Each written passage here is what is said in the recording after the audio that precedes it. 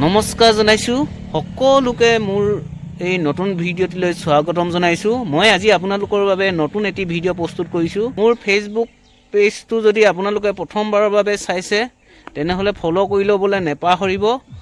লগতে আপোনালোকে মোক বহুত বেছি মৰম দিব বুলি আশা কৰিলোঁ।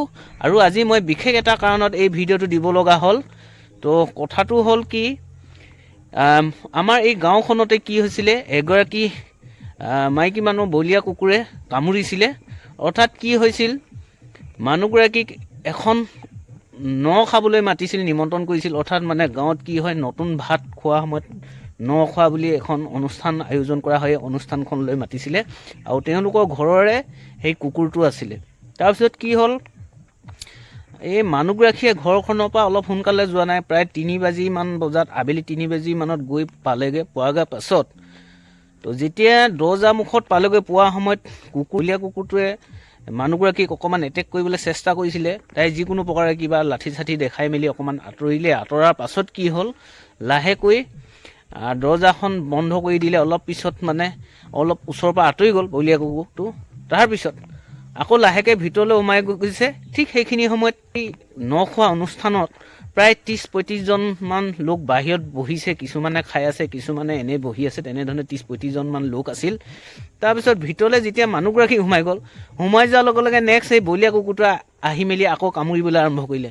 প্ৰথমতে হাতত কামুৰিলে, ভৰিত কামুৰিলে। কামোৰাৰ পিছত লাহেকৈ আপোনাৰ কি হ'ল, মেখেলা ফালি যোৱাকৈ কামুৰিবলৈ ধৰিছে, টপিলাঙত কামুৰিছে। তাত থকা মানুহখিনিয়ে গোটেইখিনি চাইছে। দুজন মানে কি হ'ল, ভাত খাই আছে। বোলে কি হয়, ভাত খাই থকা সময়ত কেনেকৈ কুকুৰটো খেদাব, তাৰমানে সেয়া এটা খুব ডাঙৰ কথা। চবৰে অকৰা লগা নিচিনা চাই থাকিলে। অকৰা লাগিলে নে প্ৰকৃততে তেনেধৰণে ৰৈ থাকিলে, সেই কথাখিনি মোক ক'বলৈ দিগদাৰ হ'ব। এনেকুৱা নহয় যে বোলে ছলমান খান আহিছে, মিথুন চক্ৰৱৰ্তী আহিছে, অলপ অকৰা লাগি থৰ লাগি চাই থাকিব। সেইটোতো তেনেকুৱা ঘটনা হোৱা নাই ন, কুকুৰে কামুৰিছে যিহেতু। তাত মিনিমাম 30-35জন মানুহ আছিল, গোটেইখিনিয়ে দেখি আছে। লাষ্টত মানুহগৰাকী কি হ'ল, কুকুৰে কামোৰাৰ পিছত লুটি খাই পৰিলে। লুটি খাই পৰাৰ পিছত ইচ্ছামতে বলীয়া কুকুৰটোৱে কামুৰিবলৈ আৰম্ভ কৰিছে। মানুহখিনিয়ে থৰ লাগি চবেই চাই লৈছে। চাই লোৱাৰ পাছত তো সেই মানুহগৰাকীয়ে চিঞৰিছে কান্দি কান্দি, মোক বচাওক বা কিবা আশা কৰিছে, কোনোবাই যেন তাইক বচাব বা কিবা কৰিব বুলি আশা কৰিছে। কিন্তু কি হ'ল, কোনো মানুহ এজনো আহি নপলে। প্ৰায় 1.5 মিনিট 2 মিনিটমান একেৰাহে কামুৰিলে কুকুৰটোৱে, মানে নিজৰ ইচ্ছামতে যিমান পাৰে সিমানখিনি কামুৰি ল'লে। অৰ্থাৎ কি হ'ল, মই এই ভিডিঅ'টোৰ যোগেদি মই আমাৰ থিংকিংবোৰৰ বিষয়ে মই ক'বৰ কাৰণে আচলতে মই এই ভিডিঅ'টো প্ৰস্তুত কৰিছোঁ। বন্ধু বান্ধৱীসকল চাই থাকক। মোৰ এই ফেচবুক পেজটোৰ যোগেদি, মোৰ ভিডিঅ'টোৰ যোগেদি অসমবাসীলৈ, মানৱ জাতিলৈ মই আচলতে মেছেজ কৰিবলৈ চাইছোঁ। আচলতে মানুহৰ মানসিকতা এনেকুৱা ধৰণৰ হ'ব নালাগে। কিয়নো আপোনালোকেও নিশ্চয় জানে বা আমিও চাইছোঁ বা বহুতে দেখি পাইছে, যেনেধৰণে ডিস্কভাৰী চেনেলে হওক, কোনোবা এখন ফিল্ম জগতৰ কথাই হওক, কেতিয়াবা ধৰক সেই জংঘলত থকা আমি ৰাং কুকুৰ বুলি ধৰা হওঁ বা কিবা হওঁ, তেনেকুৱা ধৰণৰ আমি দৃশ্য দেখিছোঁ। ডিস্কভাৰী চেনেলে হওক বা কিছুমান ফিল্ম জগততে হওক, তাত কি হয়, ধৰক যেতিয়া ৰাং কুকুৰে জাক জুমটোৱে খেদি অহাৰ পিছত 10-12জন মানুহ যদি লগত একেলগে থাকে, চবৰে পলাবলৈ আৰম্ভ কৰে।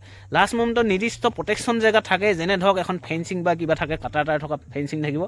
যেন তেন গোটেইকেইজন পাৰ হৈ যায়। পাৰ হৈ যোৱাৰ পিছত কি হয়, লাষ্টত এজন পাৰ হৈ লওঁতে এটা কুকুৰে আহি চাপ মাৰি ধৰাৰ পাছত বাকী যিকেইজন আছিলে গোটেইকেইজনে এইটো পাত পোৱাৰ লগে লগে সেই যিজনক কামুৰিছে, সেই কামোৰাজনক কি হয়, একদম চাই থাকিব লগা হয়। উপায় নাই, আমি যেন তেন বাচিলোঁ। বচাৰ পাছত এই যে চকুৰ আগতে যে এজন লগৰীয়াজনক যে সেই যে আপোনাৰ ৰাং কুকুৰে যে কামুৰি একদম জীয়াই খাই শেষ কৰিছে, চকুৰসতে যে শেষ হৈ গৈছে গোটেইখিনি, সেই বস্তুখিনি হৈ যোৱাৰ পিছতো বাধ্য, উপায় নাই। কিয়নো সেইজনক যদি কিবা বচাবলৈ যায় বা কোনোবাই তেওঁক কিবা এটা কৰিবলৈ যায়, তেতিয়াহ'লে বাকী যিকেইজন আছিল তাত থকা কেইজনো মৃত্যু মুখত পৰিবলগীয়া হ'ব।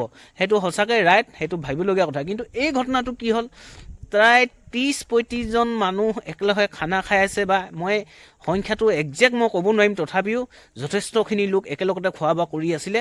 কিন্তু কি হ'ল, তাৰে 2-এজন মানুহে কৈছে বা ভাবিছে, হয়তো চিন্তা কৰিছে যে আমি ভাত খাই আছোঁ, কেনেকৈ এৰুৱাওঁ। তাৰমানে অৰ্থাৎ সেই মানুহগৰাকী মৰি যাওক, কথা নাই, কিন্তু কাৰো এৰুৱাবলৈ দৰকাৰ নাই। আৰু এই কথাটোৰ পৰা এটা কথা স্পষ্ট হৈ পৰিল, প্ৰকৃততে তাত থকা সেই গৃহস্থ বুলি নহয়, যিসকল তাত সেই অনুষ্ঠানত আছিল, খাই থকাই হওক, বহি থকাই হওক, যিসকল সকলোৱে একেলগত আছিল, গোটেইখিনি মানুহে আচলতে জগৰীয়া হয়। ইয়াত অকল কুকুৰৰ মালিকে যে জগৰীয়া হ'ব, কুকুৰটোৱে গাতে যে দুখ থাকিব, সেইটো কথা নহয় বন্ধু বান্ধৱীসকল। মই সেইটো কাৰণে কৈছোঁ, আমাৰ মানৱ জাতিটোৰ মানসিকতা যে এনেকুৱা হৈ গ'ল, মই সেই কথাখিনিকে খুব আচৰিত খাইছোঁ। তো বন্ধু বান্ধৱীসকল, মোৰ এই ভিডিঅ'টোৰ যোগেদি মই আচলতে মানৱ জাতিটোলৈ মই মেছেজ কৰিবলৈ চাইছোঁ। মানুহৰ মানসিকতা এনেকুৱা ধৰণৰ হ'লে আমাৰ পৃথিৱীত আৰু জন্তু আৰু মানৱৰ মাজত বৰ বিশেষ পাৰ্থক্য নাথাকিব। বন্ধু বান্ধৱীসকল, মোৰ এই সৰু ভিডিঅ'টো চাই যদি ভাল পায় লাইক কৰিব, কমেণ্ট কৰিব, শ্বেয়াৰ কৰিব। যদিহে মোৰ এই ভিডিঅ'টো ফেচবুক পেজত চাই পেজটো ফ'ল' কৰি দিব, যদিহে ইউটিউব চেনেলত চাই তেনেহ'লে চেনেলটো ছাবস্ক্ৰাইব কৰি দিবলৈ নেপাহৰিব। ধন্যবাদ।